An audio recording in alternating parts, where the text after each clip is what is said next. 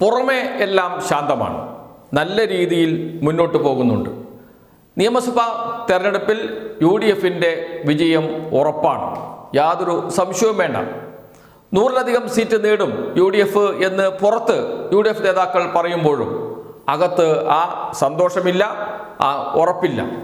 ആശങ്കയിലാണ് UDF നേതാക്കൾ, ആശങ്കയിലാണ് കോൺഗ്രസ് നേതാക്കൾ. കോൺഗ്രസിനോട് എല്ലായ്പ്പോഴും കൂടെ നിന്നിരുന്ന NSS കോൺഗ്രസിൽ നിന്ന് അകന്നിരിക്കുന്നു. വലിയ ചർച്ചയാണ് കോൺഗ്രസിനകത്ത് നടക്കുന്നത്. VD സതീശൻ്റെ നയങ്ങൾ അത് NSSനെ അകറ്റി UDFിൽ നിന്ന്, കോൺഗ്രസിൽ നിന്ന് എന്നാണ് കോൺഗ്രസ് നേതാക്കൾ തന്നെ പറയുന്നത്. NSSനെ മാത്രമല്ല SNDPയെയും അകറ്റിയിരിക്കുന്നു. എന്നുവെച്ചാൽ ഭൂരിപക്ഷ സമുദായ സംഘടനകൾ മുഴുവൻ സാധാരണ കോൺഗ്രസിനോടൊപ്പമാണ് നിൽക്കാറുള്ളത്, എന്നാൽ പൂർണ്ണമായും കോൺഗ്രസിൽ നിന്ന് അകന്നുപോയി.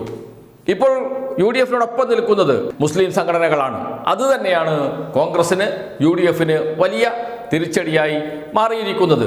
ജമാഅത്തെ ഇസ്ലാമി UDFിൻ്റെ ഭാഗമായതോടുകൂടിയാണ് മുസ്ലിം രാഷ്ട്രീയം ഇത്രയും ചർച്ചയായി മാറിയതും മുസ്ലിം ലീഗും UDF തന്നെയും ജമാഅത്തെ ഇസ്ലാമിയുടെ രാഷ്ട്രീയം പറയുകയും അവരാൽ നയിക്കപ്പെടുകയും ചെയ്യുന്നു എന്ന വിമർശനം കോൺഗ്രസിനെതിരെയും UDFിനെതിരെയും ഉയർന്നു വന്നത്.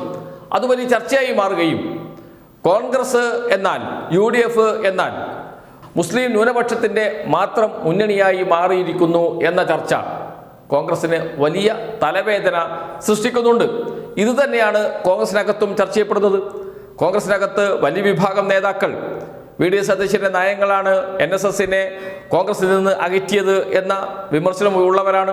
പരസ്യമായി പറയുന്നില്ല എന്ന് മാത്രമേ ഉള്ളൂ. നാളെ ഒരു ദിവസം അത് പുറത്ത് വന്നേക്കാം, പരസ്യമായി പറഞ്ഞേക്കാം. NSS എല്ലായ്പ്പോഴും UDFിനോടൊപ്പം, കോൺഗ്രസിനോടൊപ്പം നിന്ന സംഘടനയാണ്. എന്നാൽ പരസ്യമായി കോൺഗ്രസിനെ തള്ളിപ്പറയുകയും VD സതീശനെ പേരെടുത്ത് വിമർശിക്കുകയും ചെയ്യുന്നു NSS general secretary G Sukumaran Nair. ഇതുവരെ കേരളത്തിൽ ഇല്ലാത്ത ഒരു രാഷ്ട്രീയ കാലാവസ്ഥ രൂപപ്പെട്ടിരിക്കുന്നു.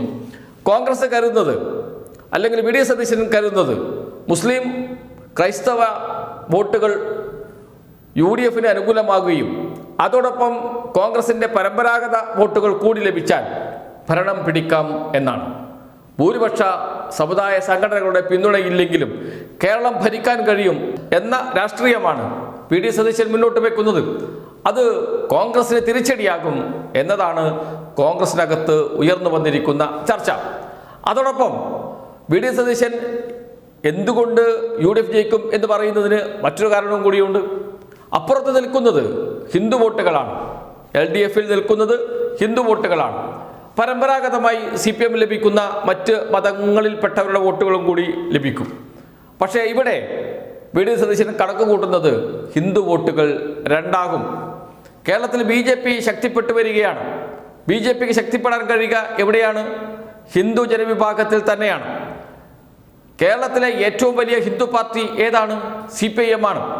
അങ്ങനെ വരുമ്പോൾ ഹിന്ദു വോട്ടുകൾ വിഭജിക്കുമ്പോൾ സ്വാഭാവികമായും CPMന് അത് തിരിച്ചടിയാകും. കോൺഗ്രസ് വോട്ടുകളല്ല BJPക്ക് അനുകൂലമായി പോവുക. മുസ്ലിം വോട്ട് BJPക്ക് അനുകൂലമായി പോകില്ല. ക്രൈസ്തവ സഭകളുടെ വോട്ട് BJPക്ക് അനുകൂലമായി പോകില്ല. പരമ്പരാഗതമായി കോൺഗ്രസിനോടൊപ്പം നിൽക്കുന്ന എല്ലാ സമുദായത്തിൽപ്പെട്ട വോട്ടുകളും BJPയോടൊപ്പം പോകില്ല. പിന്നീട് BJP നേട്ടമുണ്ടാക്കുക CPM വോട്ടുകളിലാണ്. അത് മറ്റു ജില്ലകളിലേക്കും വ്യാപിക്കും. അങ്ങനെ വരുമ്പോൾ ഹിന്ദു വോട്ടുകളിൽ വലിയ വിഭജനമുണ്ടാകുകയും ക്രിസ്ത്യൻ മുസ്ലിം വോട്ടുകൾ കൊണ്ട് UDFിന് ജയിച്ചു വരാനും കഴിയും. ഇതാണ് VD സതീശൻ്റെ കണക്ക് കൂട്ടൽ. അദ്ദേഹത്തിൻ്റെ സോഷ്യൽ എഞ്ചിനീയറിംഗ് അവിടെ മാത്രം കേന്ദ്രീകരിക്കുന്നു. അതോടൊപ്പം കുറച്ച് ദളിത് വോട്ടുകൾ CK ജാനു, സണ്ണി M കബിക്കാട് തുടങ്ങിയവരെ സ്ഥാനാർത്ഥികളാക്കിക്കൊണ്ട് കുറച്ച് ദളിത് വോട്ടുകളും സമാഹരിക്കാൻ കഴിഞ്ഞാൽ സ്വാഭാവികമായും UDFിന് അധികാരത്തിൽ വരാം. അപ്പുറത്ത് ഹിന്ദു വോട്ടുകൾ വിഭജിക്കപ്പെടും. ഇതാണ് VD സതീശൻ്റെ തന്ത്രം. ഇപ്പോൾ SNDPയും NSSും ഐക്യപ്പെടുകയും നസ്രാണി മുതൽ നായാടി വരെയുള്ള എല്ലാവരും ഒന്നിക്കണമെന്ന് SNDP general secretary Vellappally Natesan പറയുകയും ചെയ്യുന്നത് VD സതീശൻ്റെ ഈ രാഷ്ട്രീയ നീക്കത്തെ തകർക്കാനാണ്. കേരളത്തിൽ ഹിന്ദു വോട്ടുകൾ വിഭജിച്ചാൽ സ്വാഭാവികമായും UDF ജയിച്ചു വരും. ആരുടെ പിന്തുണയോടുകൂടി? ക്രൈസ്തവ മുസ്ലിം വോട്ടുകളുടെ പിന്തുണയോടുകൂടി. അത് തടയണമെങ്കിൽ ഹൈന്ദവ വോട്ടുകൾ ഏകീകരിക്കണം. അതിനുള്ള ശ്രമമാണ് അപ്പുറത്ത് നടക്കുന്നത്. എന്ന് വെച്ചാൽ സോഷ്യൽ എഞ്ചിനീയറിംഗ് മതാടിസ്ഥാനത്തിലും ജാതിയുടെ അടിസ്ഥാനത്തിലും മാറിയിരിക്കുന്നു എന്ന് പറയേണ്ടി വരും. ഇതിൽ ആര് ജയിക്കും? ഇതാണ് വലിയ ചർച്ച. NSSനെ അടക്കമുള്ള സംഘടനകളെ മാറ്റി നിർത്തിയതിൽ, അകറ്റിയതിൽ വലിയ പ്രതിഷേധം കോൺഗ്രസിനകത്തുണ്ട്. കോൺഗ്രസ് നേതാക്കൾ അത് പരസ്യമായി പറയുന്നില്ല എന്ന് മാത്രമേ ഉള്ളൂ. NSS അടക്കമുള്ള സംഘടനകൾ മുതിർന്ന കോൺഗ്രസ് നേതാക്കളുമായി ബന്ധപ്പെടുന്നുണ്ട്, ചർച്ചകൾ നടക്കുന്നുണ്ട്. പക്ഷേ NSSന്റെ വോട്ടുകൾ പൂർണ്ണമായും കോൺഗ്രസിൽ നിന്ന് അകന്നാൽ മലബാറിനിപ്പുറത്ത് കോൺഗ്രസിന് ഒരു സീറ്റ് പോലും കിട്ടാത്ത അവസ്ഥയിലേക്ക് വരും. അത് എങ്ങനെ മറികടക്കും VD സതീശൻ എന്ന ചോദ്യമാണ് കോൺഗ്രസ് നേതാക്കൾ ഉയർത്തുന്നത്. എന്ന് വെച്ചാൽ കോൺഗ്രസിൽ വലിയ ചർച്ചകൾ നടക്കുന്നു. ഒരു പക്ഷേ ഇലക്ഷന് മുമ്പ് തന്നെ കോൺഗ്രസിനകത്ത് ഒരു ഉരുൾപൊട്ടൽ ഉണ്ടാകാനുള്ള സാധ്യതയും തള്ളിക്കളയാൻ കഴിയില്ല. അതിലേക്കാണ് കാര്യങ്ങൾ പോകുന്നത്.